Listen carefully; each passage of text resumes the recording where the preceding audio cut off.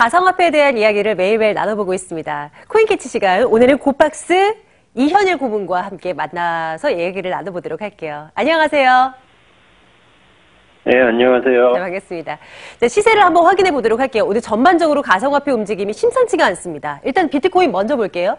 1000만 원 아래에 내려간 거는 물론이고요. 900만 원대도 무너진 채 진행되고 있는 비트코인입니다. 866만 원대까지 떨어져 있고요. 14%의 급락. 이더리움도 한번 시세를 볼까요? 64만 5천 원 선까지 떨어져서 15% 전일 대비 밀려난 채 진행이 되고 있습니다. 뭐 여러 가지 이슈가 작용을 했겠지만 이 이슈가 또 비트코인의 하락을 좀 이끄는 주범이 아니었나라는 생각을 해봐요. 사실 어제까지만 하더라도 이 얘기가 나오지는 않았는데 말이죠. 암호화폐 관련해서 구글이 광고를 금지했다라는 이야기가 들려오고 있습니다. 어떻게 된 일일까요? 이 뉴스를 한번, 이 뉴스가 이 가상화폐를 좀 끌어내리고 있다라도 봐도 되는 것인지 좀 분석해 주십시오. 네, 페이스북에 이어 구글도 암호화폐 광고 금지를 하기로 했다는 뉴스가 나와 현재 비트코인과 이더리움 등 주요 가상화폐가 크게 하락하고 있습니다. 현지 시간 14일 구글은 오는 6월부터 가상화폐와 ICO 관련 온라인 광고를 모두 금지하겠다고 밝혔는데요. 현재 구글에서 비트코인 구매라고 검색하는 광고가 게시되는데 이걸 없애겠다는 겁니다. 단기적으로는 안 좋게 보이는데요. 장기적으로는 사실 필요하다고 봅니다.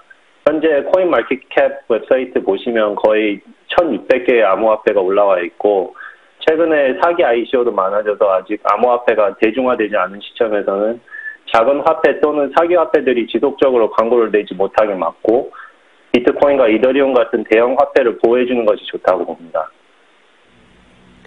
광고를 규제한다라는 이슈 자체가 가상화폐 흐름에 단기적으로는 영향을 줄 수 있겠지만 또 중장기적으로 본다면 또 나쁘지 않은 뉴스로 작용할 수도 있다라는 부분들 한번 눈여겨보도록 하죠. 계속 보겠습니다. 가상화폐 관련한 헤드라인 두 번째는요. 윙클보스 형제가 자율규제기관을 설립한다라는 얘기를 내놨다는 소식입니다. 윙클보스 형제, 이 가상화폐의 이 강세론자로 대표적으로 꼽히는 쌍둥이 형제인데요. 암호화폐 시장이 진화를 거듭하고 있는데도 여전히 부족한 규제들 그리고 변화의 필요성이 크다라고 지적하면서 그들이 나서서 자율규제의 틀을 마련해 시장의 성숙도를 한 단계 끌어올려보겠다고 팔을 걷어붙이고 나섰다는 내용이 담겨 있습니다. 다음 헤드라인 보겠습니다. 코인베이스, 영국 전자화폐 면허 취득했다라는 소식이 들어와 있는데요. 자세히 분석해보죠. 어떤 내용을 우리가 또 의미 있게 받아들이면 되겠습니까? 네, 전자화폐는 일단 전자적으로 교환되는 돈을 말하는데 암호화폐와는 달리 전자화폐는 현금카드나 신용카드 시스템의 온라인 구현자고 다른 시스템이나 같은 시스템에서 교환하는 데 사용됩니다. 전자화폐 면허를 취득하기 위해선 코인베이스가 자체의 통장과 이용자의 통장이 확연히 분리되어 있음을 보여줬고 코인베이스가 부도나더라도 이용자의 돈은 안전하다는 걸 입증했다는 겁니다. 코인베이스가 전자화폐를 취급하기 위해 대형은행 바클리스와 거래를 하는데 이는 여태 창조적인 방법으로 거래소에 입금을 했었던 영국인들이 안전하게 바클리스를 통해 입금할 수 있고 입출금 소요 시간이 대폭 줄어듭니다. 또한 암호화폐를 신뢰 못하던 기업들이 바클리스를 통해 연결할 수 있는 좋은 기회로 보여집니다. 코인베이스는 조만간 영국에 이어 23개 EU 국가에도 전자화폐 면허를 취득할 것이라고 밝혔습니다. 코인에 대한 소개도 한번 챙겨보도록 하겠습니다. 오늘의 코인, 어떤 코인에 한번 눈여겨보면 좋겠습니까? 네, 오늘의 코인은 제트캐시인데요. 제트캐시는 미국에 있는 팀인데 대다수가 MIT, 버클리대, 존스홉킨스 등 명문대학 교수님들과 대학원생들입니다. 그 이유는 제트캐시는 DK 스나크스라는 새로 연구된 암호화 방식을 이용하기 위해서 만들었는데요. 비트코인과 비교해서 DK 스나크스에 대해 간단하게 설명을 드리자면 비트코인 같은 경우에는 철수가 내 통장에 100원이 있어 하면 영희가 철수 통장 거래 내역을 확인할 수 있는데요. DK 스나크스는 거래 내역을 공개하지 않고 시스템이 철수에게 100원이 있어 하고 알려주는 방식입니다.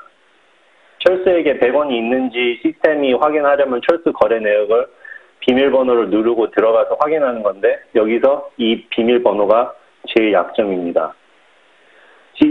제트캐시 사장이라도 거래 내역을 알 수 없는데 이 비밀번호를 갖고 있는 시스템만이 모든 내역과 정보를 알고 있습니다. 당연히 시스템을 만들 때 비밀번호를 넣어야 되는데 Zcash 팀은 이 비밀번호를 보호하기 위해 비밀번호 만드는 과정을 철저한 준비 후 시행했답니다. 일단 전 세계 6개의 팀을 만들고 각각 새로운 컴퓨터를 사서 와이파이 연결하는 네트워크 카드를 뽑고 비밀번호의 일부를 생성을 해서 시스템에 정해진 시간에 입력해서 만들었고, 만들고 나서 바로 컴퓨터를 파괴했습니다. 그 6팀 중 5팀은 건물 안에서 했고, 한 팀은 캐나다 어딘가를 다니면서 이동 중에 넣었답니다.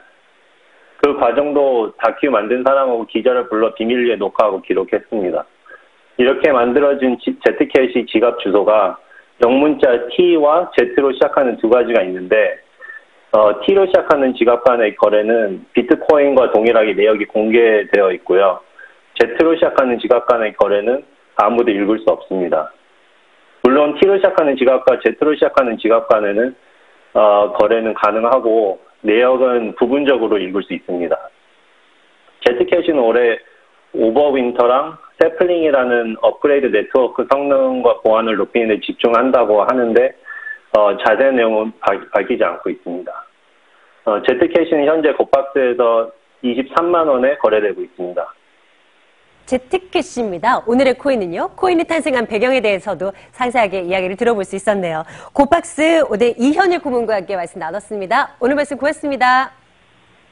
네, 감사합니다.